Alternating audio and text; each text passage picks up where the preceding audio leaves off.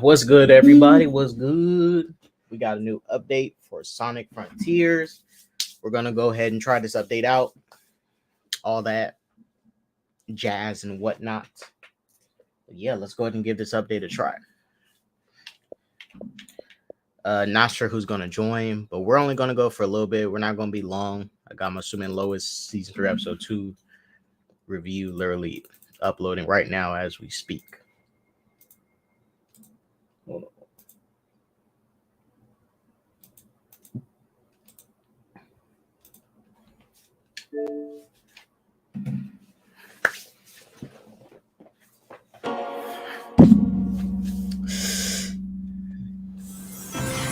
About to upload this review real quick.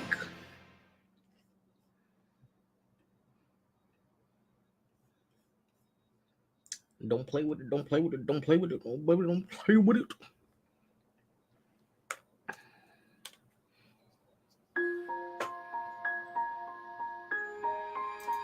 What's up? What's up? What up? Sonic Frontiers. We won't be streaming long, just chilling. I need to check out this new update. Where is there we go. So what I was talking about, the Star Wars and the Kathleen Kennedy and the entire shebang, Damon Lindelof being hired, no longer being It's not too loud, is it right, Joe? I thought it was a little loud. You can bring it down a tad. Let me see.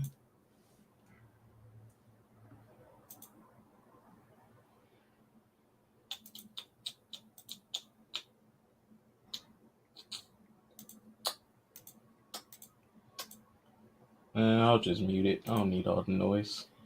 But I do think seeing Victoria Alonso go does help with Kathleen Kennedy's chances of her no longer being there.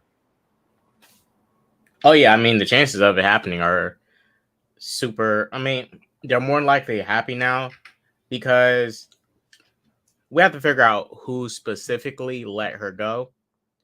There was probably a bunch of people that, had to go to the top of the chain like Bob Iger to talk. But I wonder if Bob Iger directly went to her or Feige told her from Bob Iger, hey, I like you and all, you're my friend, but, you gotta go.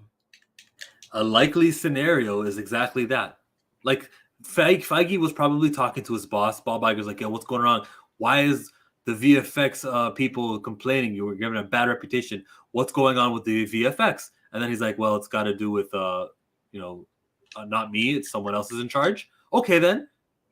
That's who's the problem? Good to know. Get rid of her now. So Bob Iger told Feige to get rid of her. I'm speculating, of course. I don't know. Maybe she has a death in the family. Maybe she has a very important matter to take care of that it comes before Marvel. Maybe a million things. It had to. I'm 100% believing it was Iger because it's a coincidence. After he writes his book, he comes right back. Victoria Alonso is gone. And then the Kevin Feige Star Wars project gets canned. The Patty Jenkins project gets canned. And we're not sure about Taika Waititi yet. Taika Waititi's in purgatory also. Yep. Taika Waititi's next up to lose his. But Mandalorian's safe because, Iger's seen the success. Like, I'm gonna let them stay. They're awesome. They're all stars. It's a funeral. Like, it's Disney and the decision. Like, who's going to lose their job from Pixar? That's a question I need to ask. I don't think that we can really blame a Pixar guy. Pixar's been... The problem with Pixar is their reliance on Disney Plus. Like, Turning Red should have been a theatrical release. I don't know why they thought... Yeah, Turning Red... I like Turning Red. I don't know why they didn't put that in theaters. Soul? I can tell you Soul happened at, like, December of 2020. I see why that wasn't on theaters. You didn't think it was theater quality, or no? Just because we have something, theaters aren't opening. Let's just utilize our streaming. It's kind of like that period where like Wonder Woman 84 happened and Snyder Cut was happening, and it was like, let's go streaming, let's experiment with streaming. Fine. But by the time Turning Red came out, which was like May of 22, wasn't it? It was a ridiculous time. Let me actually Google it. Well, I remember it was the middle of the year when Turning Red came out. Yep, it was March 1st of 2022 initial release. That doesn't sound right. That doesn't sound right at all. Oh well. I remember it was middle of the year. Yeah. I'm gonna search Box Office Mojo to see when it was like March 11. Oh, they keep saying March. That's crazy. It was in March. Damn. Yeah, I didn't watch it till the middle of the year.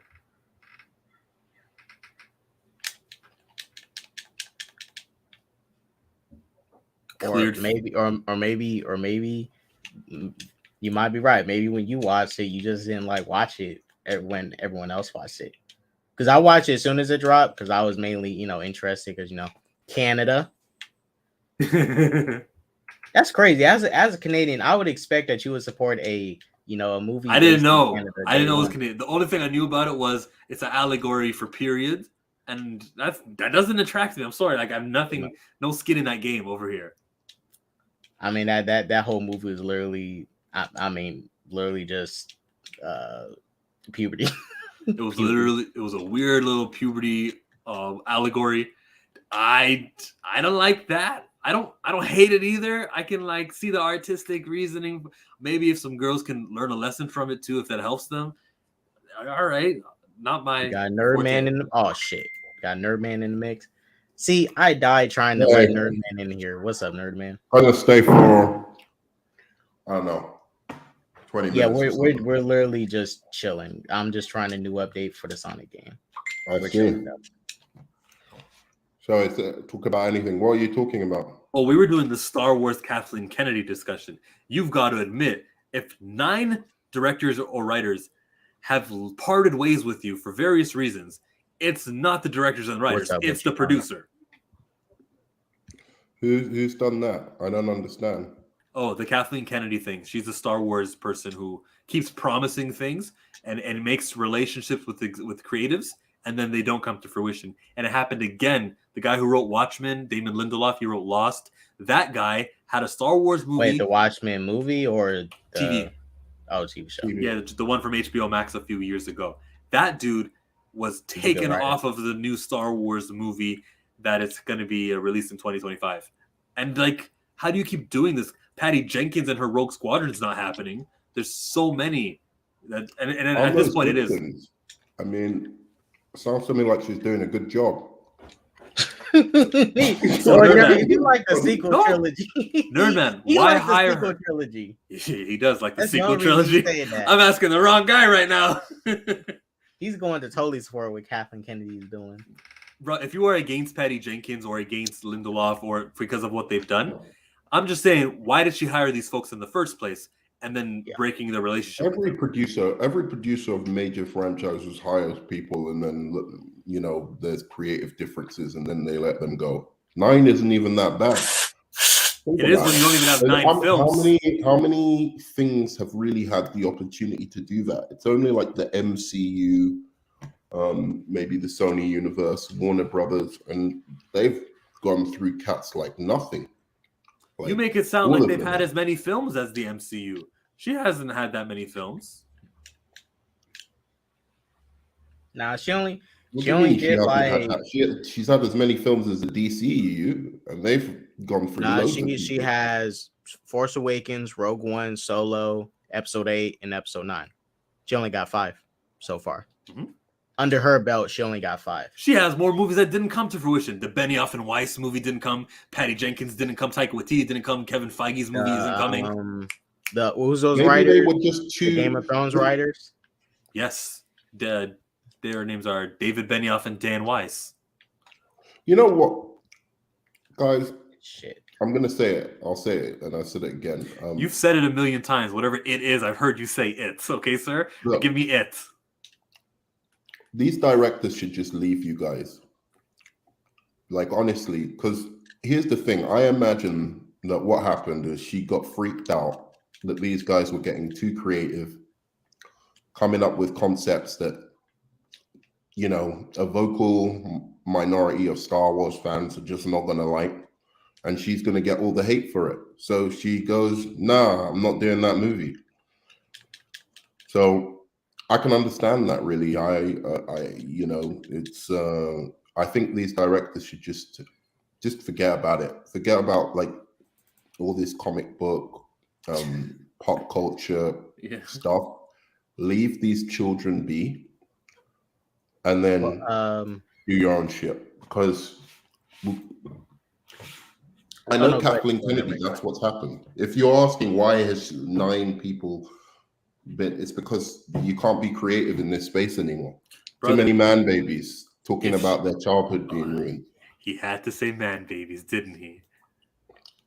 Rian Johnson has also offered a trilogy that's not come to fruition. It's not that she's saying no to these bad ideas, which is acceptable. The way you worded it, I get it, if that's all that she was doing.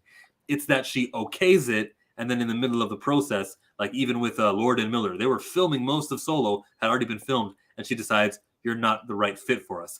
Like, your judgment comes into question at this point. That's my big thing. Oh, so did somebody else take over the directing of, what was it? The last one? The third one? Solo?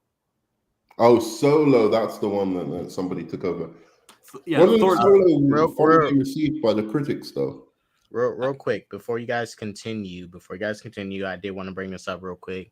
So in the recent episode of The Mandalorian, I watched it last night at work. The actor Ahmed Best, who played Jar Jar Binks, he did the mocap for Jar Jar Binks, and he got attacked, sent death threats, and all this stuff for playing Jar Jar Binks. He returns to play a Jedi in a flashback. It was a pretty cool sequence. So I just want to say, you know, props to him. I'm glad he's still here living on this earth. You know, I'm glad he didn't decide to, because he got depressed when people attacked him. He got depressed. He contemplated, you know, that type of stuff. I'm glad he's here. And just as, you know, just to let everybody know, fuck you, musty Star Wars fans, Star Wars bots that attacked, you know, the young Anakin actor, the little girl who played the little girl, Jake Lloyd, the little girl who played Leia, and even they went after her. They attacked her too. You've got to bring up this video of Jake Lloyd. I remember watching that shit, man, and just how emotionally scarred this little boy was. Are you talking about the one where he was older? Where it was talking about his like criminal issues and stuff? No, dude, it was an 8. What's his name? Jake Lloyd. I think he has schizophrenia. No. Yeah, it was Jake Lloyd. His name. I don't know if he was. He had schizophrenia. It was just. If you just see this interview of why he gave up acting, basically after the Star Wars experience. I mean, you can share it. I don't. It was honestly the best part of that episode. People should look it up. It's from 1999, and it just goes to show. I mean, if Twitter was around then, that boy would have committed suicide. Brother, you're not supposed to say the S word, but yes, I agree with you. I know what you mean. Well, I mean, sorry. He was self-deleted. So when Jake Lloyd dealt with the situation, I mean, he was getting bullied in school directly about that stuff. But I mean, you know, even he persevered and made it through that. It's not because there's levels to bullying now, especially with cyberbullying. Because a lot of people downplay internet bullying. Yes, you could turn off your phone and get offline. You could do all that, but at the end of the day, you shouldn't have to. Yes, if you can log off, but you shouldn't have to feel like you can't be a part of something because just because people finna, you know, roast you, make fun of you, tell you to go delete yourself, all these things, and it's like, you know, that yes, you can turn it off, but that's telling people to just run away from it. Because, you know, I don't worry about bullying on the internet. Nobody can bully me on the internet besides MCU fans. It's only MCU fans that probably bully me off the internet. But you know what was funny? When I was younger in primary school, I remember our lesson on bullying and they literally used, sticks and stones can break your bones, but words could never harm you. Yeah. They literally used that rhyme to teach us about bullying. Like that was how, that's how old I am, first of all. No, same But here. that's how, they used to teach about bullying when I was younger. And the funny thing about it is, somehow by doing that, even though it was terrible, because of course words can hurt kids and do the severe damage to people, but somehow I feel like that generation was a little bit more resilient. I feel like whatever they're teaching about bullying now, whereas it's probably more true and psychologically it takes more into consideration and has more nuance, I don't think they are teaching that mentality of strong-mindedness at the same time. What this is, so They're just accepting the weakness and the victimhood and the, it's like they've gone the other direction. Yeah. Nerman, as a person, I'm trying to remember why I was saying that. There was something you said that's particularly triggered this thought. Well, I mean, you do make so particularly generation of today when it comes to bullying, and it pretty much starts in school, and I think it's conditioned this way. It always been this way. It's probably been this way for you guys, but no kid could ever feel like going to a teacher and telling the teacher, "Hey, I'm being bullied," and hoping the teacher will do something or the school will do something, because most of the time, either this, they try to do something or they don't do nothing. When they do try to do something, they just end up making it worse. They either embarrass the kid that's getting bullied, and that's getting bullied, and make it worse in general. Yeah, and they don't do shit. Literally, let me bring it up. Did you guys see the video of that black autistic kid that got bullied at the subway station? I think I did. Yeah. Yeah. But I didn't know which one was which, so I just scrolled again. So let me bring it up. Let me say two things. Michael B. Jordan was bullied. He was called corny. Turned out well, but it happened. And then the thing with childhood actors, I have never spoken about the child actor. My beef is with You haven't. I haven't. Either. I haven't posted a picture of him. I got close, but then I realized it's a bad thing to do because I don't ever want my actions to be part of the Jake Lloyding of the child actor. I don't even want to say his name. I don't even want to give him that. Like, we're not even. Yeah, no, I mean, I'm not. Look, all I'm saying is the fan base. I've just had enough. There's no two ways about it. I completely understand why any creative person from now on will just not want to involve themselves in this shit. There was a time where I was super excited for comic book movies. As I've told you, Dark Knight drops. I was like, wow, now we're gonna get like these comic book movies that, edge towards like taking things a little bit more like, artistic in their direction, and many films came out that did that, and I'm happy for those films. The films that did that, I'll have them forever. Whether it's Kick-Ass, whether it's X-Men First Class, Okay, all of those films, and then you have all of the MCU that came out of that as well, which is great. But the palpable sense of excitement I felt for like filmmakers getting involved in this space is just. I'm just like, wow, it was a bad space for them to work in because too many people have some erroneous notion of what some character is or what it means to them. And they're just going to attack these people. And it's just, it gets to a point of what do they get out of this? All of their careers come off worse. Yeah, it's like this. I'll show you this I seen today. So every actor is in the DC space, boy. The Rock's come out worse. The Rock the biggest movie star on the planet came out worse from working with DC. It's just the. I mean, Like- I'm pretty much I have my frustrations with The Rock, but I thought for me The Rock is just he got so much weaker.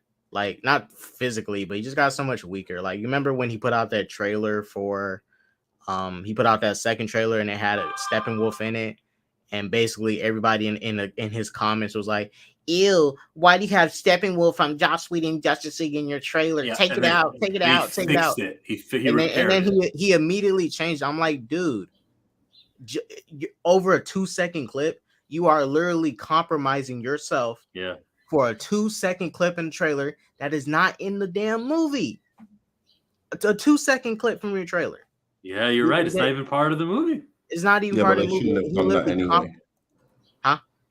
They shouldn't have done that anyway. They should have known. I mean, it's fucking stupid to have done that. So, and it didn't result in any money. It's fine. He made good with the Snyder fans. It's not like he made any more money with it because it's just like you're backtracking for a 2-second clip. 2 seconds. It's like imagine somebody like an MCU movie, right? And you know, some people complain about this 2-second clip of Bucky putting his finger inside Rocket's ear holes. It's like, well, why would you take it out the movie? Leave it in there. It's only happened for like literally 2 seconds. Just leave it. And I'll put out a director's cut. The fact of the matter is, even though it was from an egotistical perspective, where I don't know how he wrapped up, I want to give DC fans what they want by bringing Henry Cavill back with, I've got to fight Henry Cavill as Black Adam. I don't know how those two things got meshed together. But that was what he's seen that animated movie. You know, I've been listening to the fans, and I've been listening to the fans, even though there were a bunch of other fans going, "Hey, you know what? We'd really like you to just fight Shazam like you're supposed to, or fight Captain Marvel like you're supposed to." That's why during the whole marketing of Black Adam, I was not asking for Black Adam versus Superman. I was asking strictly for Black Adam versus Shazam because that's what the fuck I want to see.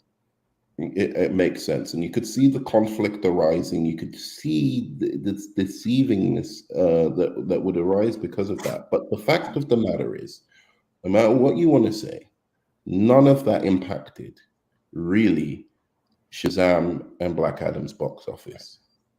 What impacted Shazam and 2 and Black Adam's box office is a lot of bullshit movies coming out recently, you know, especially in the comic book movie space, and fatigue from that, and the fact that DC just has no fans anymore.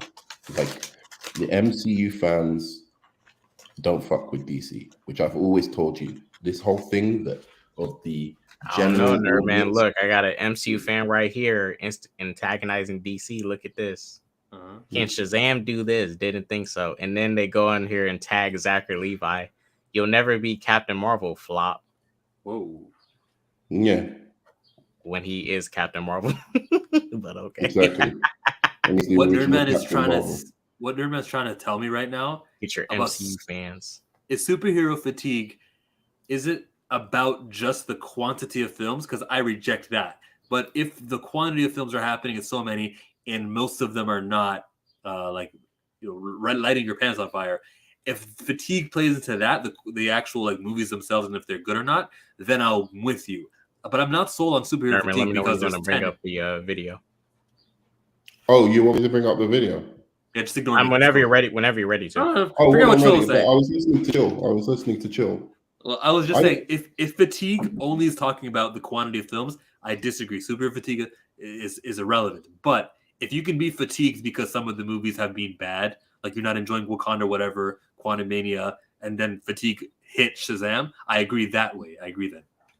No, but that's the thing, though. I don't agree in a sense, because in some ways I feel that there have been at least just as good movies, if not better movies, in some of Phase 4, but it's just because you've had so much bad in between because of the TV programs that you have to keep up with. and what else is there? Yeah, like but some of the films have been fine. I mean, like I don't think Shang-Chi is any worse than some of those first phase one, like beginning Shang-Chi is peak origin cinema. movies. I don't like it, but that's just me. I don't think it's a great movie, but like I think it's on par. But I thought, again, it's just me. I have some things where I think there are some good movies, and there were some little risks taken. But then you had all the 70 TV shows. Every month there was a new MCU thing. And I think it just saturated things, both the TV and film space, and so much of it was mediocre. I'd say TV mediocre rather especially. than bad. I'll say And bad for TV. yeah, well, okay, bad. I'll go with bad as well for TV. But there was also the Batman. There was also for me Doctor Strange 2. There was also for me a number of different other things that in between then were some of the best, Well, most Tony's creative comment. comic book stuff coming out recently. So it wasn't all bad, it wasn't all bad. I think there's just too many of them. I honestly do, and they blend into each other to the point that even the ones that are different don't stand out. Yeah. So Well, I that's do why I say think it's not. you can't It's have not. something every month, otherwise it's not special. Yeah, that's why I say it's not any variety really. Like, I remember recently when they collected the streaming numbers of The Boys, the TV show, and it had more streaming numbers than the MCU shows, right? And Mhm. it's because one, it's a better show, It's a way better but it's show 'cause it's something different. than all of them. Even Invincible, different. I'm telling you, variety will fix the issues we're having right now. Is like I said, when you only have one thing, But you can't that's have all you get. variety if there is this vociferous, just vile group of man children on the internet constantly moaning about everything different that's done with these comic book movies. You can't have that variety because no filmmaker, no real filmmaker who's gonna have their own creative side and creative drive to make something great is gonna come into this space anymore. They don't, that's what I'm saying. It's made it too nerdy. Before it was cool, and people have made it too nerdy, and they don't care anymore. They don't give a fuck if they didn't quite get Daredevil suit right or something like that. You know what I'm saying? If Daredevil, the TV show, was judged off that, then what are we talking about here? That's what could have Well, happened. and that's why with the comic book movie adaptation, right? Because fans and the directors, people making it, have to understand especially if you're adapting other people's work. I get it. You can take somebody's work and twist it and do what you want, but at the end of the day, that is somebody else's work, and you're only adapting it and doing something slightly different. But Those there's still people, the families of those people are paid millions of dollars for that. You don't have to defend them. no. I'm talking. They're happy. They're No. happy. I'm talking. Trust me. I'm talking in Trust me. general, and I'm like this with any adaptation. You're just taking somebody else's work and you are slightly tweaking something that's already good and as is. Not saying you can't make something good.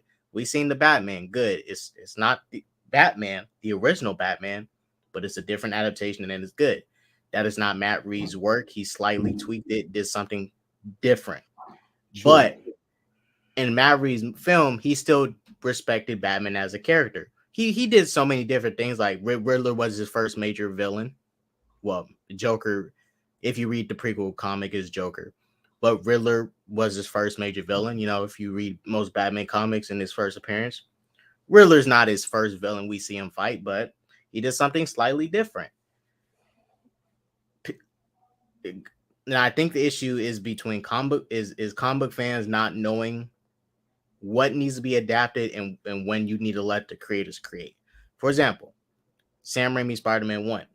Green Goblin wasn't his first villain, but Green Goblin was his first villain for the Sam Raimi Spider movies. But Sam Raimi captured the spirit of Spider-Man, his character, gave him a pretty dope costume that's like his comic costume, slightly different, but almost like his comic costume. It was accurate enough. Do you know if Spider-Man 1 came out now, really, I'm quite confident if Spider-Man 1 came out now, it would probably get like 6.5, 7 out of 10 max, because the vocal minority will be able to amplify their voice on everything. Oh my god, he didn't have his the spider web shooter. It comes from his fucking hands. Everybody would have been able to amplify their voice, and over something so superficial go, the movie's trash because he didn't do that. I mean, because I remember creators fucking create. Then next time, because that Spider-Man made 800 and something million, what do you know? Somebody in future came along and did do a Spider-Man with his spider fucking thing. So eventually you'll get what you want if your character is seen as a profitable character that people are willing to invest in. Then next time, you didn't like it that Spider-Man didn't have his spider gauntlet, or what do they call it, spider shooters before. But next time, somebody will do it with the spider shooters. Just be fucking patient and support your fucking characters if you want them to be successful in this medium. No, I still think it's valid. Chill, you made a good point. Recast T'Challa, because now that they stunted T'Challa, what's the chance we're going to see T'Challa again in a different light? Like, what's the chance? Well, this might be the only time we see him for the next 20 years, 30 years. No, they reboot. So. When do they reboot? Because we only going to see. I don't think so, and I think what I'm talking about is not the same thing as what you were saying. Let me take it, Nerdman, to where I think you're talking about. Kamala Khan's superpowers are supposed to be she's a polymorph who can change her body's form. She's supposed to transform to Carol Danvers, because that's the idea of what a hero looks like. And then she learns, no, I can actually be a better hero when I look like myself. I'm going to be comfortable in my skin tone, in my heritage, and I'm not going to change my body to Carol Danvers every time I try to, be a superhero. There's a lot.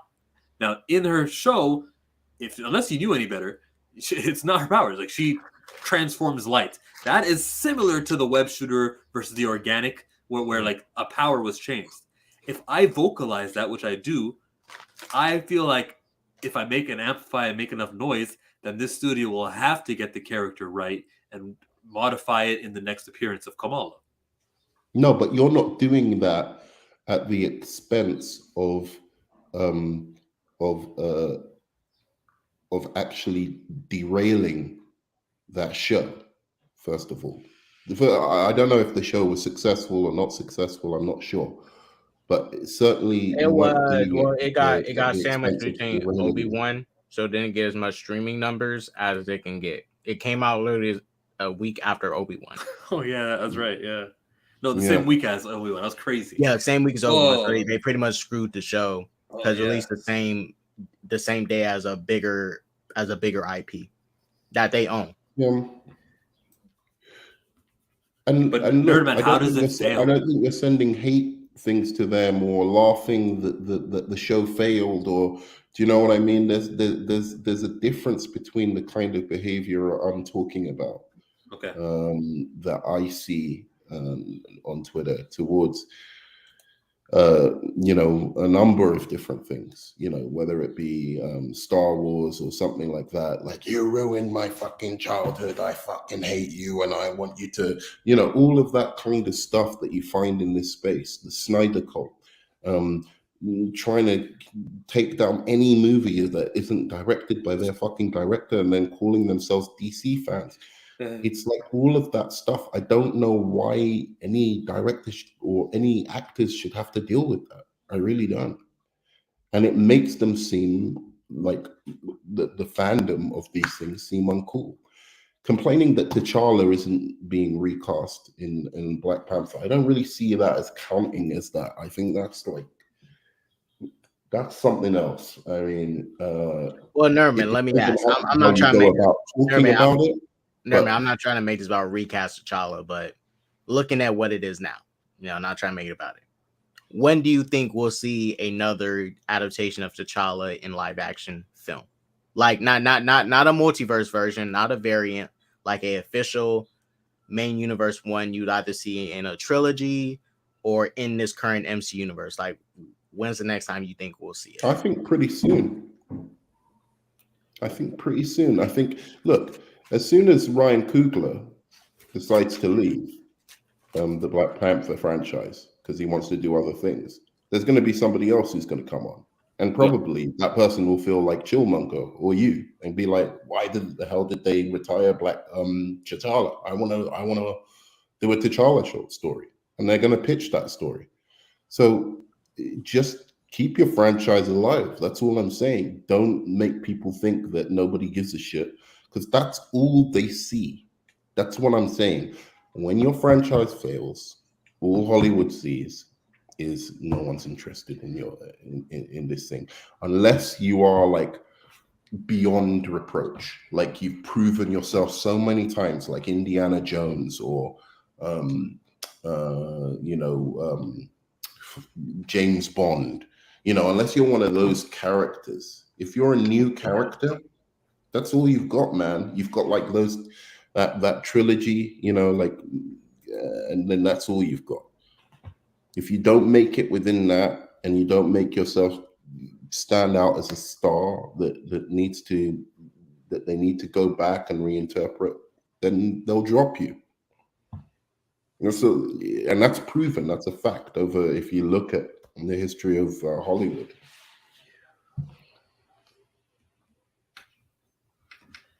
If you look at the history of Bollywood, there are no superhero films, and they make a lot of money. Superhero films, and they're more healthy, happier people in India. I heard that in India they have other wood. That's not just Bollywood and Hollywood. Well, they got man, look, I get what you're saying. You're not completely wrong, but I am of the opinion too that some people who direct things kind of deserve the slander, especially when you make a movie like this. Especially when you make a movie like this, and as a person who likes this franchise, I mean, sometimes people deserve the slander. I'm not saying everybody, but some directors and the people making these movies deserve the wrath. Now, with a lot of comic movie stuff, people like Ant-Man 3, average movie. The critics went like too hard on it, but to be fair, Marvel did falsely market it, saying this is a Avengers level movie. So, it's like you give us expectations, but you don't follow up on it. Or when you just use Black Adam for example. I remember a article Rock was talking about the action scenes are Avengers Infinity War level. I like the action scenes, but I'll be honest with you, they're not even on that scale. They're good action, but it's not like even Man of Steel groundbreaking action. It's cool. It's Which one? Black Adam. When Black Adam had some good action scenes. No. When Dwayne was marketing it, he said the action scenes are the equivalent of Avengers Infinity War level action. Like this big grand spectacle, action. The action's not bad, but the action's sick, dude. That's the thing that I like most about it. The action in that movie is absolutely sick. No, I'm not saying I was watching it the other day. I couldn't believe his intro. Did you see the intro to when he first shows up in the cave and he's just beating the shit out of those people? It's one of the best action scenes. Weakest fight in the movie was the Sabag versus Black Adam fight. Yeah, everything else was good. And that's my thing. Like that should have been the Avengers Infinity War level action scene he was talking about, the Black Adam versus Sabak fight. Everything else he led up to was great. The first scene when he comes out, when he wakes up, the Black Adam versus Hawkman, the Dr. Fate versus Sabak, and then he gives us a short ass like fight with him and Sabak, and his execution was cool. I like when he freaking ripped apart Sabak, but I was like, that's it. You couldn't drag this out any longer. I expected Zod versus Superman with Black Adam versus Sabak, like something more grand, epic. Yes, a lot of destruction went on in Man of Steel, but I can't take away that the action was fucking dope. That shit was epic as fuck. Basically, Dragon Ball Z. Something you guys should be watching. I didn't really think the last fight was that impressive in Man of Steel as much as people say it was, but that shit was epic. I was more bored in Man of Steel than during a whole period in it than I ever was in Black Adam. I mean, he was working on that. Black Adam versus the Justice Society is a sick fight, dude. I think that matches stuff in Man of Steel. I'm not. Like I said, every fight up until the ending is dope. I'm just saying the way Rock gassed it up. He said this is Avengers Infinity War, big event, big comic book. That's not gassing event. It up, according to Nerdman. Like he gassed it. He was on a streak with the action scenes in the movie, and then it just fell flat with the final fight, which should have been your grandest battle. That should have been like, I should have been having a seizure in the theater at that action scene. Like I should have been having a seizure, foaming out my mouth. I should have had to go to the hospital. That's how epic it should have been. Yeah, no, I mean, I get what you're saying. I don't think he really should have fought Sabak. I think he should have just been evil and fought the Justice Society in the end.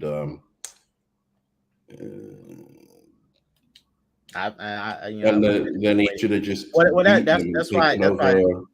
over Kandak, and that's when you go, okay, who can beat this guy? Like Dr. Fate is like looking like, who can beat this guy? Like, we can't do it. And then he has a flash, and then he's like, it's got to be one of the greatest warriors, something, like bigging the person up. Honestly, and then he has this flash, and then he just sees Shazam and the family just drinking pop or something, and he's like, these guys, that's what it should have been. Nerman, do it like this. Let's take what The Rock actually gave us. Let's say if he still wanted to do this thing with Superman, right? Now, take everything you said. Near the end of the movie, Black Adam he decides to be the end-all be-all villain. He kills 2 of the JSA members, Atom Smasher and the girl. Well, let's say Hawkman or Dr. Fate. Which Hawkman he kills. You got to leave Dr. Fate alive so he can send a message to a hero or something. He has to stay alive. And then while you have all the heroes pinned down, they're on the ground. And this one you get ready to just end the movie. Superman shows up and Blitz is right behind him. And, he tells him like, boom. And I would say you pretty much end the movie there. Then you ease into some Shazam versus Black Adam versus Superman shit. Because that's when he should take over Kahndaq, all that. Do you know what? If you're doing an episodic universe, now this universe was not as episodic, but if you're doing an episodic universe, that's how I would lead into a Black Adam thing if you have to incorporate Superman into it. I don't know, man. I see what you're saying, but honestly, I don't. In a way, I kind of think that the Superman thing was just a bad idea.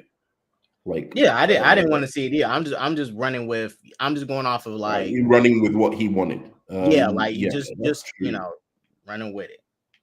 I didn't want it. I mean, you could do a Black Adam 2. It should really be a Shazam movie, but you could do a Black Adam 2 where he fights Superman at first. And you could have teased that Superman fight, right at the end. You do have Amanda Waller do that thing, and then Superman comes through. And then the next credit should be Amanda Waller asks maybe Billy Batson who can beat this guy. No, fuck that. That wouldn't work. Basically, as I said, Dr. Fate just looks for who can actually beat this guy. and he's thinking, oh man, it's gonna have to be like the great. It's gonna have to be Superman or Wonder Woman or like, do you know what I mean? Some hero like that. And then he just sees like Shazam skateboarding or something like that, and then tripping up. Something that I know it's like a little jokey thing, but like obviously that's the funny thing about that Shazam is the one who can beat him is funny because it's like it's ridiculous. But obviously what that's saying isn't that Shazam can beat him like in a hand-to-hand fight. Shazam's obviously going to get hurt, but what he's going to be able to do is appeal to him emotionally because he's an orphan. He came from like this background, and he's going to understand Black Adam. That's basically that's the way I see it. But that's just me. And I they had to fuck it all up. Yeah. And if you've seen a recent interview, Zachary Levi said he hasn't seen a Black Adam yet. So let me bring it up. Oh, that's cold. That's cold. But you got to hear how he said this shit. It was so much shade, but it's like, dang, I don't blame you for not wanting to watch it. But to be fair, a lot of actors don't watch their own franchise movies that they act in. Just to be fair, but this was clear shade, and I was just dying. I was like, wow. I would say it was deserved shade. I mean, The Rock deserved it for trying to disrespect Shazam. I think The Rock deserves it, but I don't think The Rock, at this point, I don't think The Rock or those cameos that he was talking about by the JLA would have helped. Yeah, they wasn't going to like do. They wasn't. What would have helped this movie is if Black Adam was in the first. If Black Adam had been in the first Shazam, that's the only thing that could have helped this franchise. In the post-credit scene. That's the only thing Rock could have done. It was. They mentioned him. They mentioned his chair. Wait. They did fanboy as a full-length character or a post-credit scene. As either one of those would have helped the franchise immensely. I agree. I would. Sorry, go on. Well, Nerman, that's because The Rock kept himself out. That's why they had to do the tease with him. Remember that little that little hologram shit where they showed Black Adam and the Wizards fighting, and he let out the sins, and then they took out the deleted scene where remember they're sitting on the thrones. It's a deleted scene. They're sitting on the thrones, and Darla says, no, Mary says there's another seat. They took that scene out that was teasing Black Adam. And Dwayne wanted that out.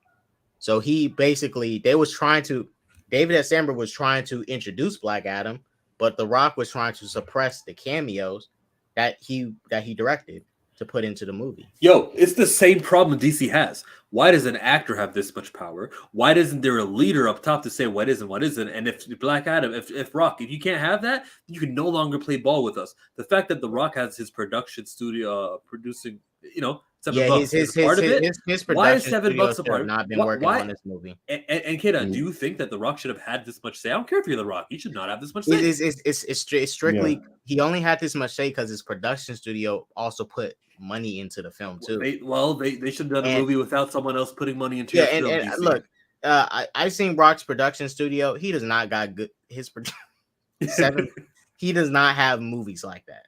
So I don't know why they would allow his studio, his production company, to have so much input because they don't have shit. They just have Rock movies. It's bad, but they're like doing him more a favor. Sorry, go on. Yeah, like that, it would give him more favor. It would allow him more power, and he has the money to get the power. So why not do it? But it's just like, bro, you're basically being selfish. You are depriving. No, but here's my thing with The Rock. I can understand. Like, look, the guy took a swing and he missed.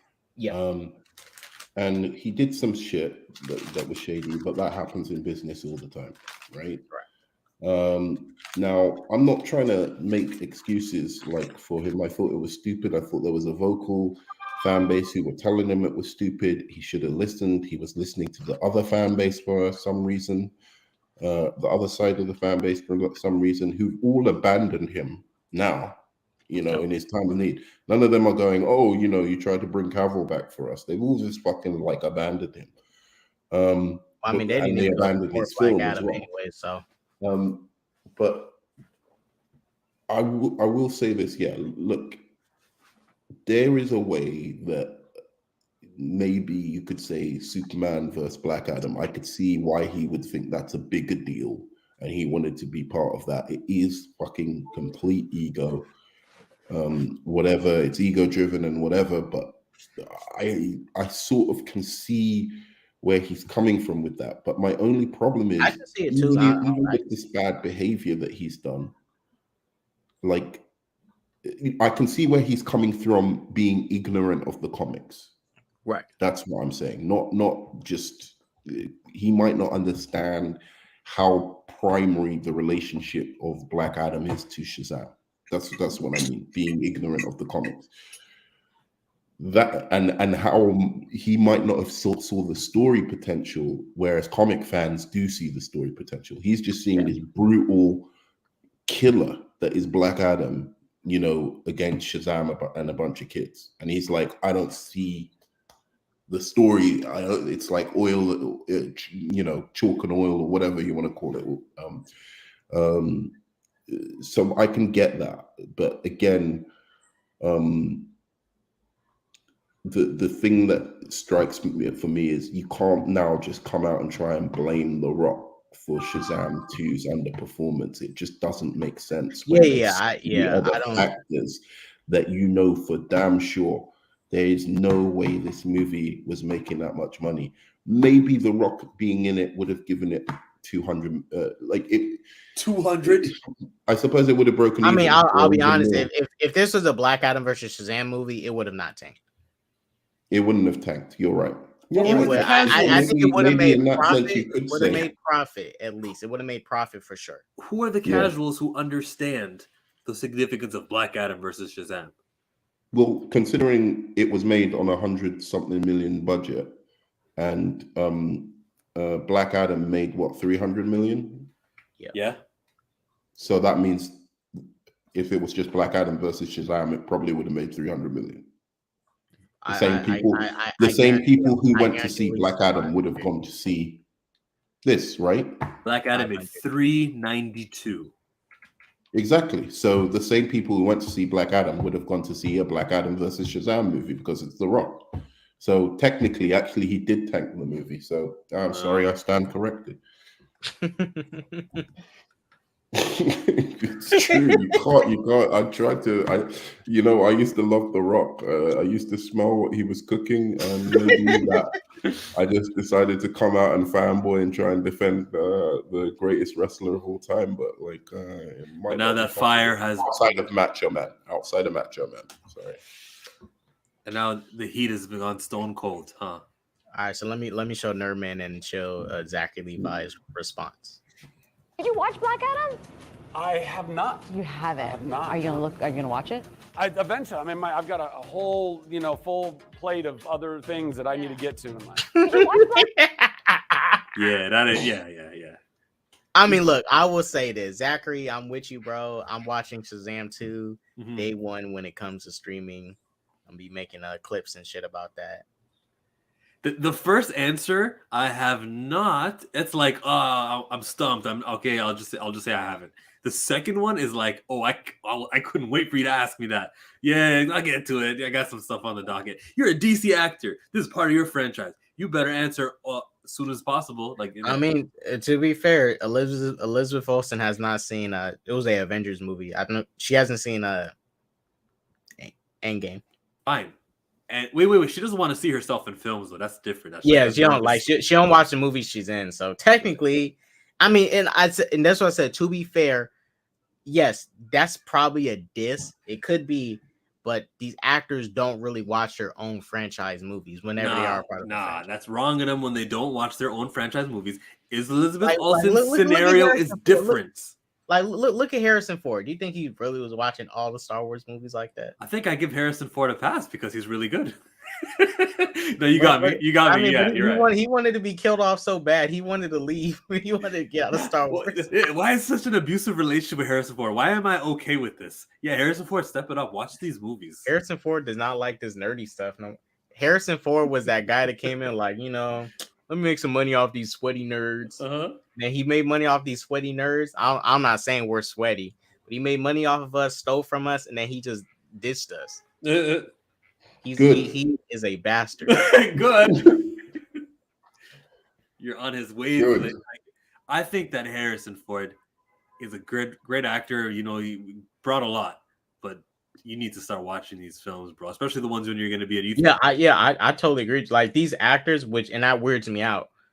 They need to watch these movies because when they're making a movie, they don't see the movie. They only see certain scenes that they acted in. They don't watch the movie until either the premiere. So you're watching these movies.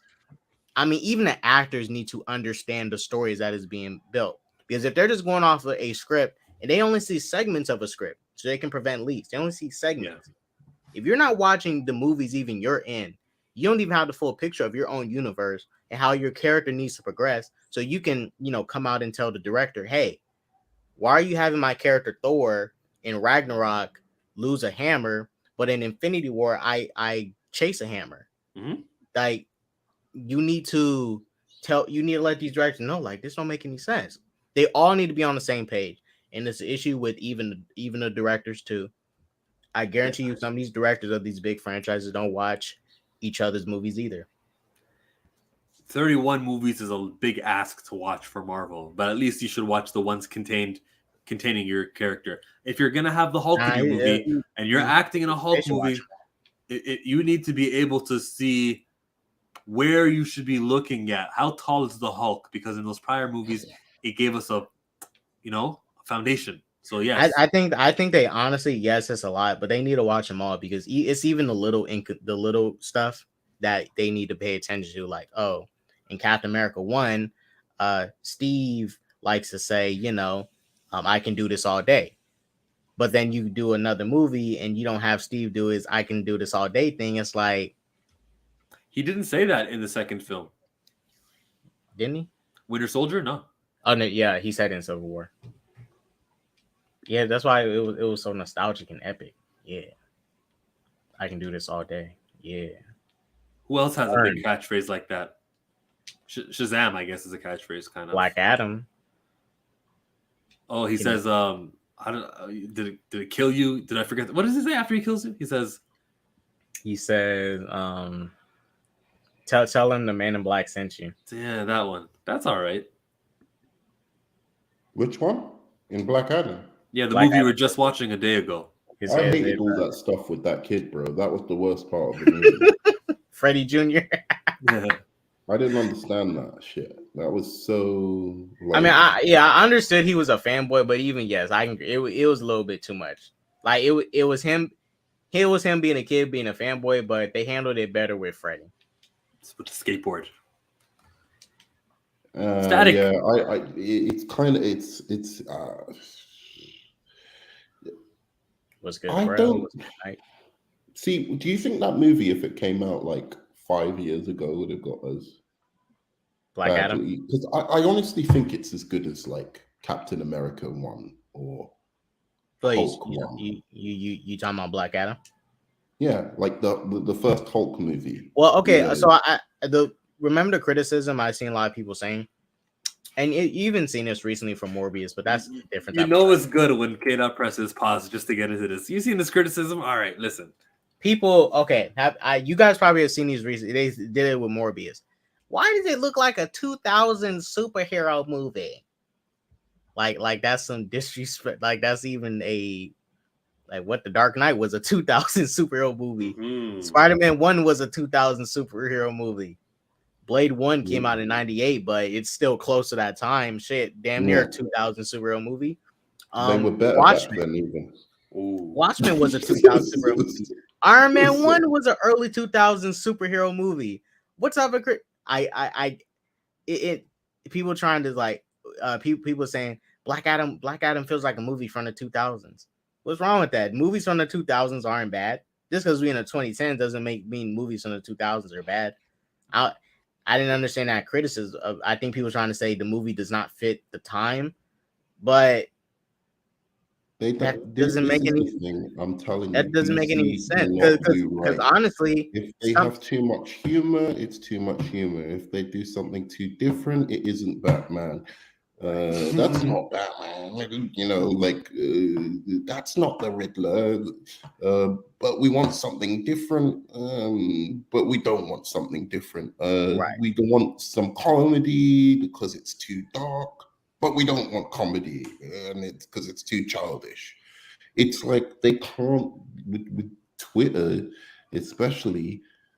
There's always going to be somebody like, and I don't know whether it's autism or Wow. what specifically has causes this, but they don't seem to be able to understand right. that different people like different things, Yep. right? And just maybe you don't like, dark or movies or something like that, but some people do, and maybe you don't like light humorous stuff, but some people do.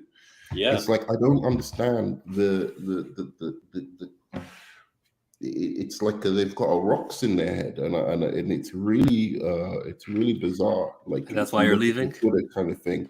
And That's why I'm saying it's like, and they go on like, if you make a movie like that, if somebody makes a movie like the Batman, it's like they try and make some artistic love letter to the Batman mythos and really take it seriously. And these guys go, oh, they don't know the source material. They didn't read the comics. No, they didn't read the same comics as you, bro. Like, do you know how many comics have come out about this guy, about Batman? You think you've read them all? Maybe they just used different source material. You understand? But no, the source material I've read or the source material I've seen is the only real source material. It's like, no, that's not how it works. if The Rock continues to bomb, he might have to start trapping Tony Robinson. No, he needs to go back to the wrestling ring and explore that option while he's as young as he is, because I've seen wrestlers wrestle in their 50s. I mean, I don't want you to be a career wrestler, but you can get a couple of matches done, make some money, put over your cousin Roman Reigns, finish that, close that book. Roman Reigns. But do something with Roman Reigns. Terrible. I agree. Can we just wrestling is wrestling anymore? It's more wrestling than it's ever been, but it's not than WWE. It's not that real wrestling. What are you talking Zac about? Efron. AEW? Zac Efron is going to be Gary Von Erich. In what? I think it's called The Iron Claw, the name of the film. But he's going to be playing him in a biopic. Oh, is it about the Iron Sheik? I'll watch that. Iron Claw was the finisher of the Von Erich family. But you know about the Von Erich family and how they had their brother they all die. died. All three of them died, yeah. Zac Efron's low-key underrated actor. He played a really good Ted Bundy in the that Netflix Why movie. do people always say that? Why do people always say that? Ted Bundy was dope. He's Ted Bundy. He had me was convinced. awful. But he had me convinced. Nerdman, I knew Ted Bundy did it, but when I watched the movie, I'm over like, man, maybe he did. It was so good. I'm like, man, he didn't do that shit. What are they talking about? He did not do it. I still think he didn't do it. Oh, all right, Nerdman, relax. No, I'm telling you, I think that's a conspiracy.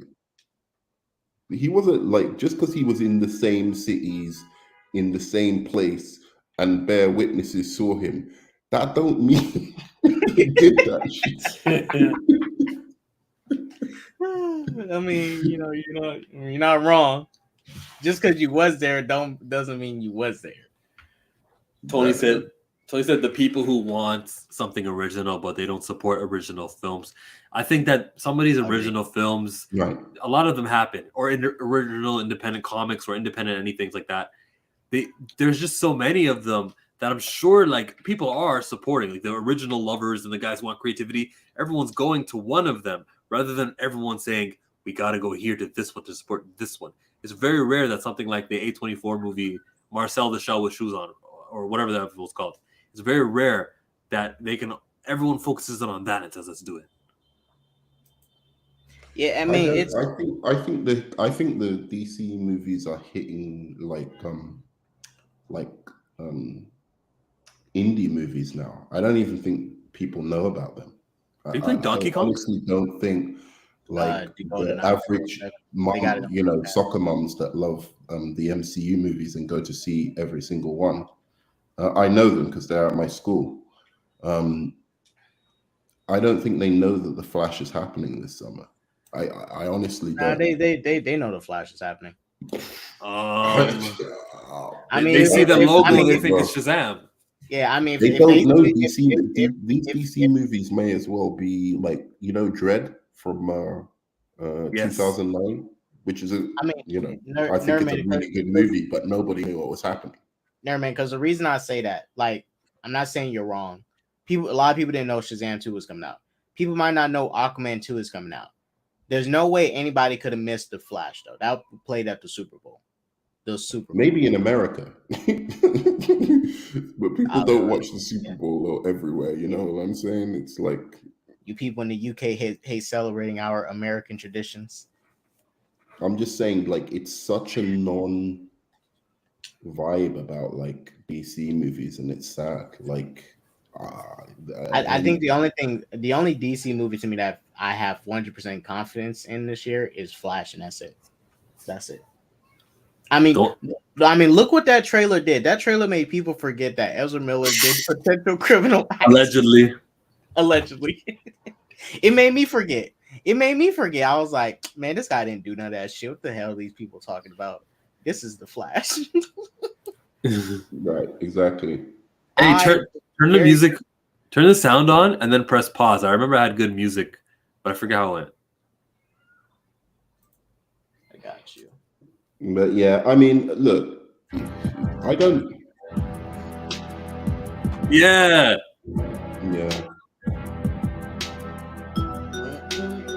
I used to play this game a lot, and I used to just lose all the time. I was so bad at it.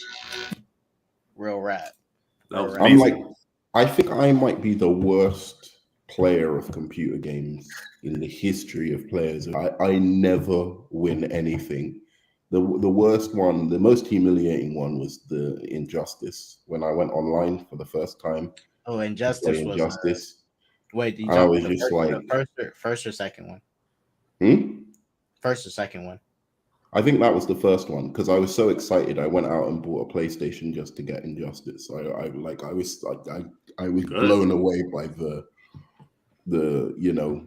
what's it called, the advertising for it. They did some really good promotion for that game because you remember they were doing like, oh, who would win, Superman or Batman, and everyone was talking about it, Wonder Woman, or and everyone kept picking Batman because they're fucking idiots. With enough prep time. Yeah, it was so dumb. Like, I think Batman won the whole tournament, right? Those were some grand trailers. I ain't gonna lie. Yeah. I think Batman won the whole tournament, and I was literally screaming at my fucking screen when Kevin, what's his name? Feige. What's his name? Kevin Sujihara. Conroy. No, Kevin Smith. Oh. Right, suppose a comic book fan is arguing that Batman could beat the Flash and Wonder Woman, and I'm like, shut off. I can deal with Superman because of the kryptonite thing, and like there's ways of prepping for Superman. Yeah, Flash and Wonder Woman have no weaknesses he can exploit. They just don't have weaknesses the man can exploit unless it's some like devious shit behind the scenes. Do you know what I'm saying? I mean, Batman can throw some sticky gum on the ground and Yeah, that was get the Flash anyway. Just like that. Yeah, these guys were capping so hard for Batman on that thing. But anyway, I was really excited about it. Got the game, and then I went online and I started playing, and I was listening to these guys as well, like not like basically making their comments or whatever about how trash I was while they were beating me. You got to stop valuing these people who want to denigrate you, or Twitter people who are just dumb, opinionated people. I mean, it was like a people in fighting games. People in fighting games be intense, man. That's why I just stick to fighting the computer, or I play locally with my friends. Exactly, play with your friends, yeah, because there was the thing as well of like the irony of it was my two favorite players were like obviously Flash and Wonder Woman. So I tried to play them as Flash and Wonder Woman, and they were beating me with Robin and Batman, and it's just Wait, came who are your full two circle for favorite? me. Who are your two favorite like of all time? Who are they? Who are my two favorite superheroes? Yeah. Oh, right, Superman and Wonder Woman and Batman. So why did you say Flash is obviously? Oh, Flash is like fourth, Shazam fifth, Huh. Martian Manhunter as well. When is Riri Williams? Let me see. You're gonna say 69. 202 is Kick-Ass. 203. Did you? What are your opinions on 6ix9ine? Like the rapper 6ix9ine? He was at LA Fitness, and they jumped him. Did you see that video? He's yesterday? higher on my superhero list than Riri. Did you see? He was working out at LA Fitness in a puffer coat. Let me show you guys this shit. He went to LA. She'll just leave because of that. Sorry. He went to LA Fitness, and he was working out in his puffer jacket. I was He dying. got laughing. jumped. Let me bring the so he got jumped in his puffer. I hope coat. he didn't leave because of that. That was a joke. Come on, man. He'll be back. Yeah, I know. Come back, please. Come back to me. I'm just laughing at him going to the gym, working out in the puffer jacket. Oh, they filmed it. Yeah. They So filmed this him is getting officially jumped. his first time getting jumped ever since he basically, got out of jail and instigated for people to do it. So hey, finally got touched. You're not invincible. Oh, he told people to try and jump him. I mean, everybody wanted to try and attack him because he snitched and he's walking free. Why is he out? Because of the Riri Williams comment. He can't be. It was a joke. She's my favorite. Riri Williams is the queen. Yeah, but I don't know enough about the situation. But he got out of jail. Why was he in jail? Oh, so the gang he was a part of was some New York gang. So he was basically doing the rapping and stuff and all the music, and the gang was doing all that, extra gang stuff. He basically got racketeering charges. It's a RICO case. He was involved in a RICO case. He was going to get over 50 years, so he decided to take a plea deal. He snitched on everybody. He even snitched on Cardi B. He snitched on everybody. He was like literally snitching on everyone, anybody and everyone. So he only sat for like 2.5 years, got out. Rappers like Meek Mill was pissed off that he was walking free, even though he also works with police too. Meek Mill does? Yeah, is right. He's the label he's with, Rosie Perez. She literally, I think she snitched on the cartel. With some cartel members. Is Rosie Perez that actress? No, and that Desiree Perez. Her name's Desiree Perez, not Rosie Perez. I'm tripping. Desiree. Okay, then. But basically, he went for months in basically, I say 2 years without getting attacked and jumped by anybody. He was basically being able to walk free. Now he finally got touched. He's basically instigating people to fight him. He was like instigating. Wait a second. If he snitched on Cardi B, is she in trouble or what? No. Was it some drugs or what was it for? He said she is a member of the Bloods. Yeah, she's a member. She's a member of the Bloods, but it was nothing that was able to stick. But he snitched. He tried to snitch on her. It could be true. She might be part of the Bloods. I mean, she has literally a music video of her dancing with some Blood members. So, he's not wrong. But they mainly But you got know, him. the way that they want to get you though is they'll wait for a whole bunch of more charges to add up on the Cardi B case so that they can actually win. They care more about their success rate and how they can, you know, at the annual bidding for what their budget will be. They want to be able to say, well, we have the police force of New York. We win 90% of our cases or whatever high number it is. And that's why they won't actually do anything to Cardi B with this limited information. They'll wait to build up the case, and then Cardi B will have her day in court. This will be featured in it. Right. And but mainly Nerman, they got him on racketeering. So drugs, guns, the RICO charges, you know, with RICO cases. Basically that he was but that's when one person is when a group of people, it's like a group kind of thing where you have so I mean, so he basically snitched on all the gang he was associated with, right? But okay. he snitched on a gang he was associated with. Now, mind you, he's the money, right? He's bringing the majority of the money that this gang has never seen before. He's the money. And this is his reasons for snitching. You know, personally, me, if I was in a situation, I would do the same thing too. There's no honor amongst thieves. Let's make that clear. But the method. Sorry, finish. He snitched because one of the members was fucking his girl. One of them kidnapped his mother. And another one, and then they kidnapped him and tried to extort him for some more money. Makes sense. Yeah. Now, no, it doesn't make sense. Operate in an illegal manner. Huh? No, wait. Yeah. Look, I'm not trying to say 6ix9ine is like free of he's not. I'm not saying he's innocent of what he did. He was definitely doing some criminal activity with them. But his reasons for snitching, I look at it like this. There's no honor amongst thieves, and he had a valid reason to do it. I'm just saying. He had a valid reason to do it. He had a valid reason to get back at the people who did him wrong.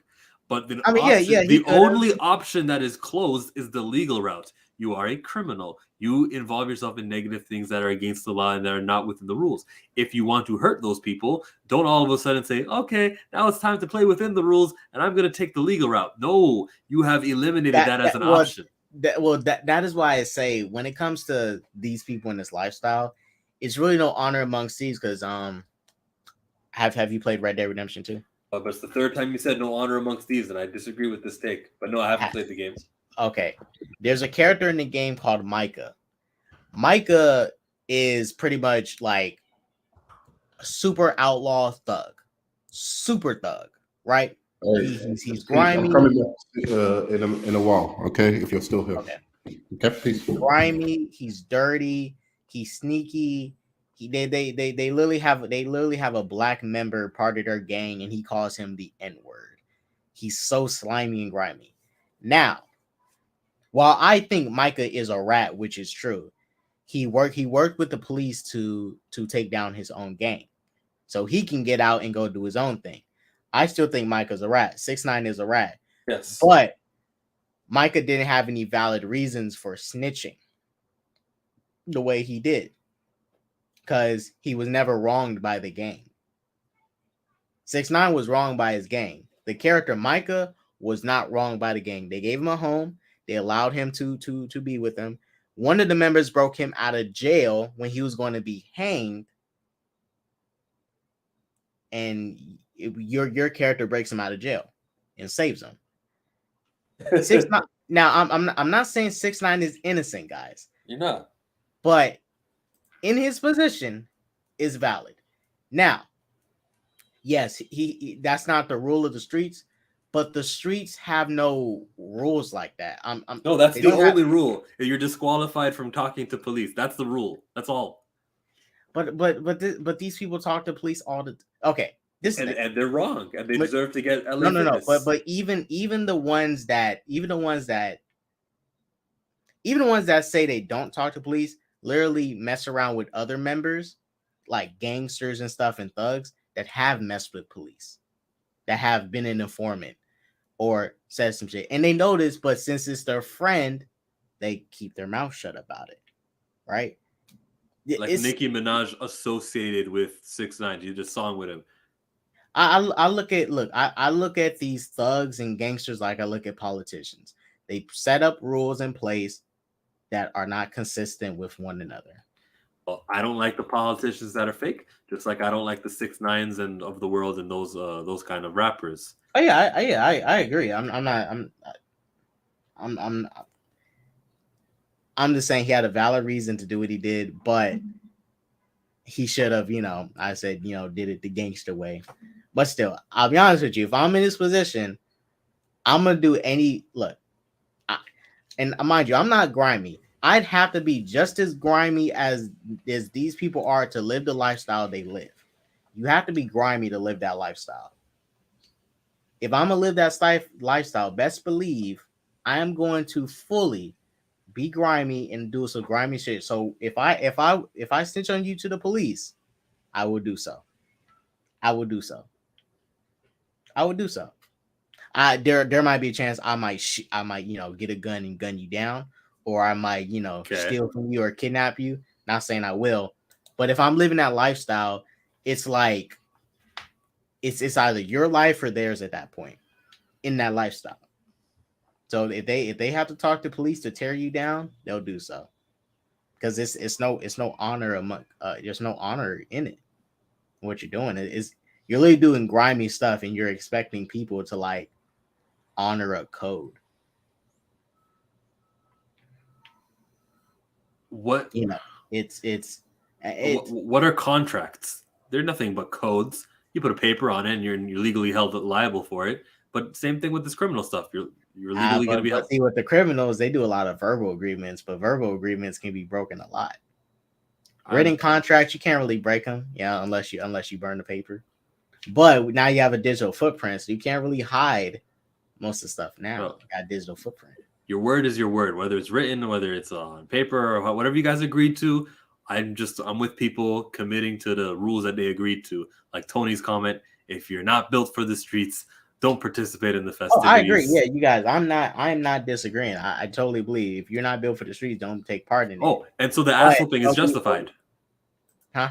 The ass whooping in the washroom, that's a justified beatdown. Yeah, they can do it. I'm not. Yeah, I can. They can do that. I mean, he was instigating these people. It was bound to happen.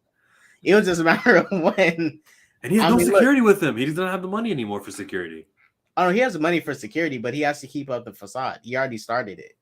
He has the money for security. It's just that he has to keep up this facade of walking around outside by himself, solo, no guards and stuff, because this is the new mission in life he's on, trying to expose gangsters. Oh my god! And to be fair, he did expose a lot of them. I'll be honest with you, because most of the people he beefed with have not even done anything to him. These are some random people. I've never seen these people these before. These are random nobodies. dudes. They're just people who have standards, and they say no, this cannot happen. He's in front of my face, and I therefore will challenge his manhood and embarrass him on a goal. There was somebody recording. I don't think that guy was with them, right? Somebody recording, and they're like, "Great, make it go viral. He deserves to see," because people get it. And I am on the internet, and it sounds like I'm advocating for violence, which of course I'm not doing. So I'm going to shut up right now. Yeah, it's you guys. I don't look. I don't hate 6ix9ine. Some of his music I listen to. I don't hate the dude, but I'm not mad at him getting jumped. I'm not mad at him getting beat up. Like, I can care less. This was expected. I don't want the dude to die, but hey, it is what it is. Eventually, he's gonna get himself killed, and it's gonna just be another senseless death that's not necessary, because he wanted to act tough and do all this stuff. You think he can redeem himself and be on everyone's good side out of just like community work, or I don't know, anything? I mean, it's not. I mean, everybody hated him before he snitched, and then everybody still hates him after. Well, before it wasn't as hated, but the only people that should be mad at what he did is personally, the only people that should be mad is the people he snitched on. Like, there's more people mad at him, and they haven't he didn't snitch on them. If you snitched on me, I'm gonna be mad at you. But if they didn't snitch on you. You're good. As long as it doesn't snitch on you, you good. just make sure you be careful around him because he will snitch on you. Can you leave the plane and then like try to land on that biggest building there? Try to make it so that when you exit the plane, you will like, you know what I mean? No parachute, but just like right out the tip. Oh, it automatically comes with the parachute. Okay, I'll fine. I'll tell you Still, in a minute. but still aim for the tip top so that when you're right above it, you exit and you land in the center. Have you done it before? Is your aim that good? I mean, these planes are kind of shit, so kind of hard to pinpoint. Well, you can't really aim your character once you jump out. Once you jump, it's kind of random when you land. From there. Watch, I'll show you. Okay. Yeah, that's the tall one there. You're too much to the right. Oh shit! See, but did you get it? No. Ooh. All right, you get like 3 points for making it on this building. 3 points for Gryffindor. Then pride. But yeah, hey, look. Someday 6ix9ine might learn his lesson. Honestly, this is the only thing that annoys me about him and many other rappers, even the recent ones, Young Thug and Gunna. Like, all these people have to do is just focus on their music and stop doing this dumb criminal stuff. I understand most of these rappers did grimy stuff, like had to steal microphones so they can record. They probably stole a MacBook so they can edit their songs and stuff and engineer it. But it's like, I get what you did. That's your past. Leave your past behind and move forward. Now you're doing something positive. You're doing something more constructive. You're actually, you making art and you're wasting your art. Oh yeah. What? I was on the way down. Did you use your parachute already? Is that why? Yeah, you only get one parachute per plane you jump out of. This game is ridiculous. They're like 6 movies in. There's 6 games in. And you know how we never get diversity when it comes to like movies and cartoons and like the most top. They're past 6, but if you count the PSP games. Yeah, it's true. But tell me why is this franchise the most highest grossing video game franchise, but it's because it's Grand Theft Auto. That's when we start getting Latina characters and whatnot. That's what's gonna be in the next one. It's gonna be a little, I don't know, Mexican or some sort of girl who's the main protagonist. And I'm like, bro, finally we get some diversity, and it's for this. Well, so it's gonna be 2. It's gonna be a white man and the Latina girl, but they're gonna be a couple. All right, I like it. And so that means it'll be the first GTA game where not really the first one. In this one, you switch between 3. But I guess the first game you play as a couple where they're both interchangeable and important to the story.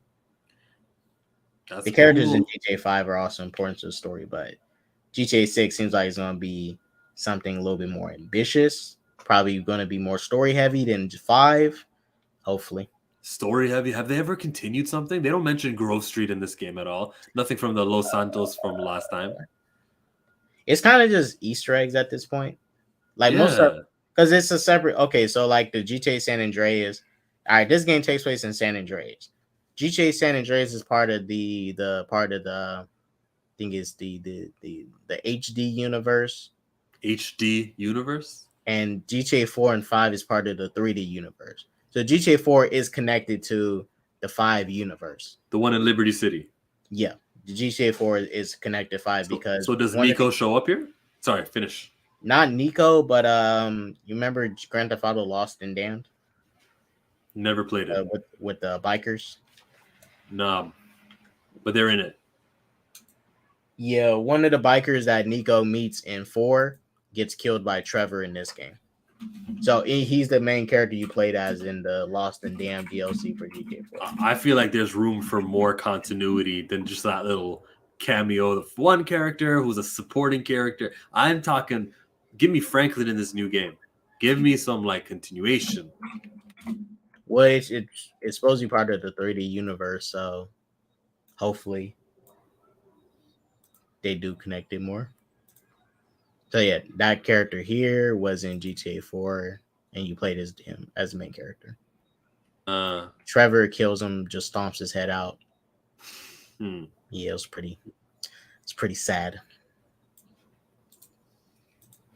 All right, you guys, we're gonna be wrapping it up at 10 a.m. It's 9:45. I got my John Wick 4 tickets, so I'll be watching that today. John Wick 4. I'm watching it before I head to work. How long is the movie again? It's like 3 hours.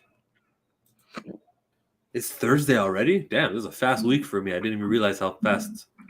I'll Okay. be honest with you, I didn't know John Wick 4 was coming out today until Anzo put out a tweet. Yeah, I might just check out tonight also. It depends on if I find the time. So the movie's 2 hours, 49 minutes. Oh, really? Okay. I don't think I'll have the time, actually. I got to watch it in Dolby IMAX. So I was trying to watch it in laser. I'll watch it, however, whatever is available at the perfect time for me. I usually don't care about time because there's always an IMAX. There's always so whatever time I feel like going to movies nowadays, I just go and then see what's available, see which theater, and go to IMAX if I want to see IMAX. Or 3D. Like I had to watch Avatar 3D.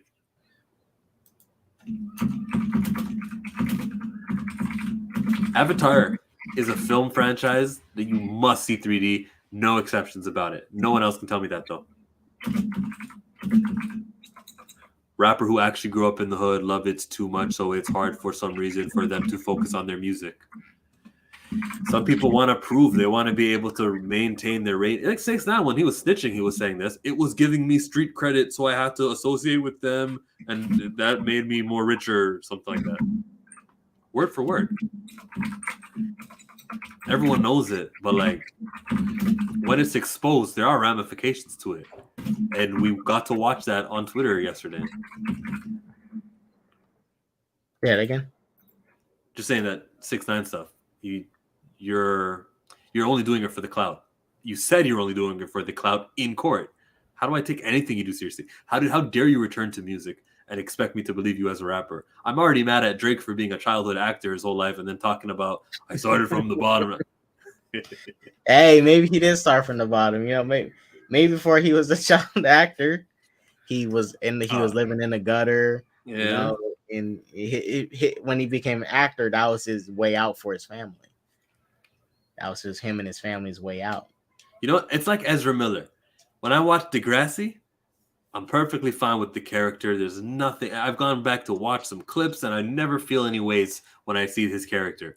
But I just don't like the guy. Can't co-sign him. So like with Ezra Miller, like I know every time I always jump in, I'm always like, it's only allegations, it's only alleged. I mean, I'm not interested in Ezra Miller. I hope I never see another Ezra Miller movie again after Flash. I don't care about Ezra. I mean, I don't want him to be Flash after this movie. Yeah. Unneeded baggage. Reboot his ass and move on. Reboot everything. Shazam didn't make money. Black Adam didn't make money. It's not too late for you to say, yo, everyone's gone. That Amanda Waller is the only staying over just because we announced it, but only expect Amanda Waller to return as her. No one else. I mean, personally, I agree at this point. Reboot everything, but James Gunn obviously wants to keep his Peacemaker shit and Amanda Waller, but I'm still of the mind, reboot. Reboot up. How does John Cena feel about this? Let's ask him. Oh, John Cena is just sitting in a corner like, Henry Cavill's gone, Ben Affleck's gone, Gal Gadot's gone, but I remain. Peace remains. Shouts out Peacemaker. They filmed season 2 already, right? Well, I'm not sure if that Waller show is technically a secret Peacemaker season 2. Peacemaker's supposed to be in it, but if Peacemaker season 2 is dropping, it has to drop the same year as Waller. But the only thing we know is that Waller and Creature Commandos drops next year. So I don't see where Peacemaker fits in, unless Peacemaker's going to drop after Superman Legacy. Did you say we know Amanda Waller and the Chaos guys are that's next year? We know that for fact? Yeah, they come out for Superman Legacy. Creature Commandos and in Wallers before Superman Legacy. I'm kind of happy to hear that, just because there's been so much long waiting for some of these things. Because when he did the slate reveal, that was the first thing he announced, and it was only until the middle of the video when he announced, Superman and Superman Legacy. I want them to cast a proper Superman. I want the age of the Superman to be 25 years old. And you know what? I think we got our Superman. He's right here. He said recently the age of the actor isn't factored in or something like that, which was ridiculous because earlier he was talking about how much younger he's going to be. Yeah. The age is a huge factor because if that's the case, you could have just kept Henry Cavill. The reason you gave is because we're doing something younger. 25. Let me find the exact tweet on his account. Actually, you have to go to replies. But look, man, we got a Superman right here. You guys, we think we found our Superman. Hopefully, James Gunn does a good job and cast this amazing guy. This is our Superman, the one and only Clark Kent. Dun dun dun. All I see is Sonic. Okay. Oh, Ashla Engler. I'm joking. I don't want him, but somebody told me he should be Shazam. Was that you who told me that he should be the new Shazam person because he's if he got old enough, yeah. I mean, he's in his 20s now. He's officially an adult. He's old enough to do it, and movies take time to get cooking. So by the time they do Shazam in James Gunn's, they can make him. If they decide to bring him back to Shazam, I'm totally not against that because they look at what they did with Grace Fulton's character in Shazam. They just made her her older version of herself. That was a good decision. I love that because you have to see yourself as a hero, and her confidence is so high. She views herself as a hero and beautiful. Yep. Go to my comment that I just wrote right now. I just copy and pasted James Gunn's tweet. He goes to someone that is untrue. Wait, in Twitter or my private chat? No, in comments, like in YouTube comments. Untrue. We haven't begun casting other than making lists, and it's not limited to people in their 20s. If it's not limited to people in their 20s. Wait, he just tweeted this? Yeah, he said this 21 hours ago. He tweeted this. Go to his replies. What? Somebody tried to ask him if it's true or not, and there was like a picture, but it was all written in Spanish. Tweets and replies? Yeah, tweets replies 21 hours ago. So if you're not doing Henry Cavill because he's too old for Superman, that's what you said, that was your reason, then it's not really your reason if you can get someone who's 30 years old. Okay. One weird wolf dude said that James Gunn, true or not, translate tweet. Casting on the way according to Grace. Okay, according to Grace, which is false, as usual. James Gunn said, untrue. We haven't begun casting other than making lists, and it's not limited to people in their 20s. You need to cast a dude in his 20s for Superman. I'm sorry, you need to. He probably will, but Superman for sure, the actor needs to be in his 20s so you can stretch this dude out, and you can really use him and make a career out of it. Because look at Don Cheadle, he got so old, he's about to be 60. Damn. He's now about to get a freaking solo project and he's about to turn 60. And after that solo project, he's gonna say, "Man, I'm old now. I can't do this no more." Do you see people getting behind it the same way Black Panther got 2018 Black Panther? People got behind it. I don't see that. No, Static. He's not that character. Like he's not. Yeah. Rhodey to me in the MCU, not the comics. MCU. He's just a government lapdog. Basically. And same with Falcon. I don't think a lot of it's different with Falcon because he defied the government with the Global Patriation Act or something. Yeah, like it's Black people would rather stand behind that than certain Black people. Black people that grew up that have a military family will totally ride with Rhodey. Black people that aren't attached to an American military family are Mhm. not going to feel the way Rhodey is going to feel, right? So Falcon is something black people in general could gravitate to more because he goes against the government. He's loyal, blah blah blah, all that. Why do you think? No, we're not opening that. We're not opening that. Never mind. I'm not gonna. But jump neither into one of them is like T'Challa or a Static.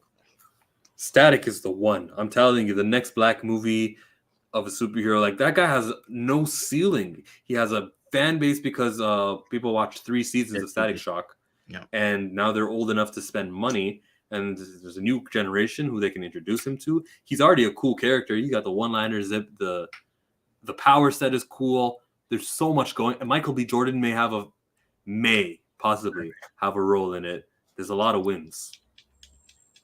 Well, we'll have to see it, but about Michael B. Jordan's Valhalla Superman movie is still pretty much on. Take it off. If he could be Icon. Yeah, I agree. He should be actually playing an actual black character. But that's still on. I don't think that's going to be as big as Static, but it's either going to be Static. It's really only Static, Black Panther, Miles Morales, kind of people overhype him because it's just he's just a black Puerto Rican Spider-Man. But yeah, the only ones that can do it is Miles, Static, Black Panther, or maybe Storm. maybe Black Lightning, Storm. Storm is very key. Yo, Black Prism, do you know who that is? Because he just wrote a deep comments.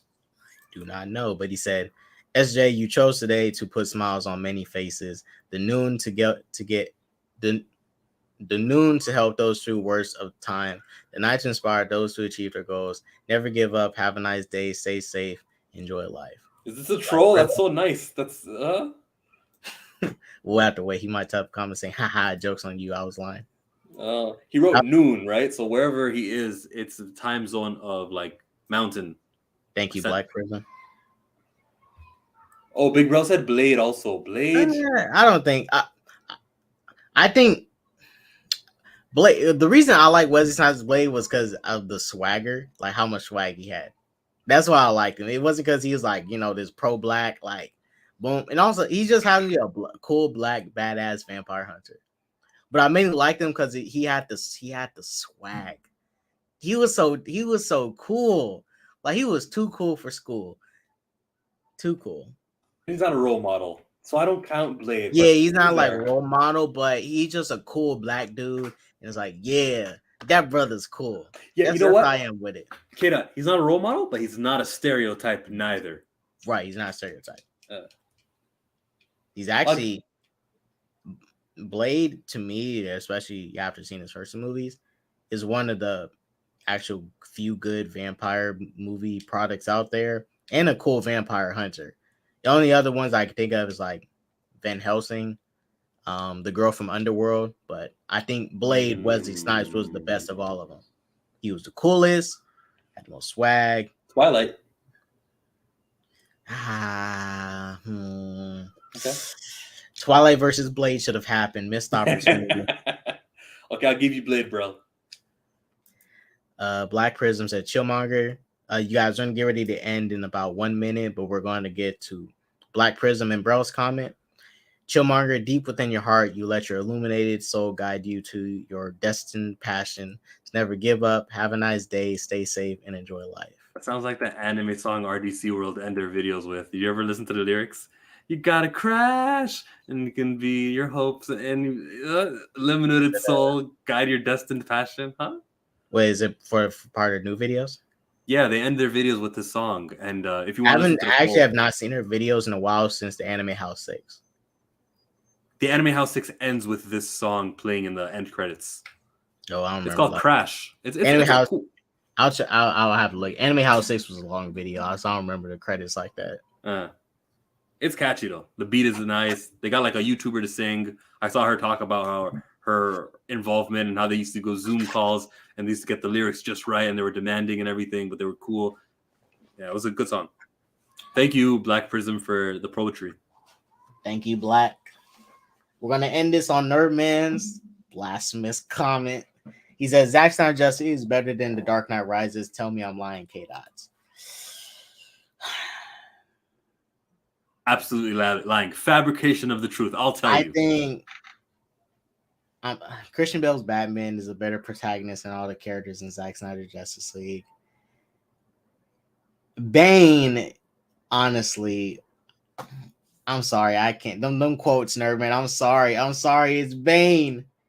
Who would shoot a man before throwing him out of a window? Steppenwolf don't got no line like that. I like Steppenwolf in both cuts, but damn, got that. Then the score of Dark Knight Rises is so like really good. Man, that orchestra is beautiful. He said, huh? Yeah, I mean, none of the main characters in Zack Snyder Justice League. I'm sorry, they don't compare to Christian Bale's Batman. I'm sorry. As a protagonist, nah. I second that. I'll say Zack Snyder's better than Joss Whedon's Justice League. I will say that. I'll say it's better than Avengers Endgame and Infinity War, but I will not say that's better than Avengers 1. It's better than Avengers 2. It's better than BVS. Zack Snyder Justice League is better than I like Man of Steel more. Zack Snyder Justice League is better than Spider-Man No Way Home. There. Right, yeah. Dark Knight Rises is just the weakest of the three. It's not the worst movie in general, but it's the weakest of the three. No one compare DC films. All right, you guys. Okay, Zack Snyder is better than Black Panther. Dang, that's a tough one. It's better than Wakanda Forever. It's better than shitty Wakanda Forever. I will give you that, nerd man. You're trying to bait me into saying something that I cannot say. I get it, but I cannot say it's better than Black Panther 1. It's better than shitty Wakanda Forever, though. Way better. It's way better than Black Panther 2. All right, you guys. I do got to get ready to head up out here and close this up. Thank y'all for watching. Thank you, Chill and Nerdman, for coming on. Thank you guys for sticking with me and checking out the sight, sounds, and speed update for Sonic Frontiers. We did not talk about Mandalorian Season 3, Episode 4. I'll probably review that later. But thank you all for watching. Just right. Peace, love, positivity, and all that jazz. Don't do drugs. And like I always say, deuces.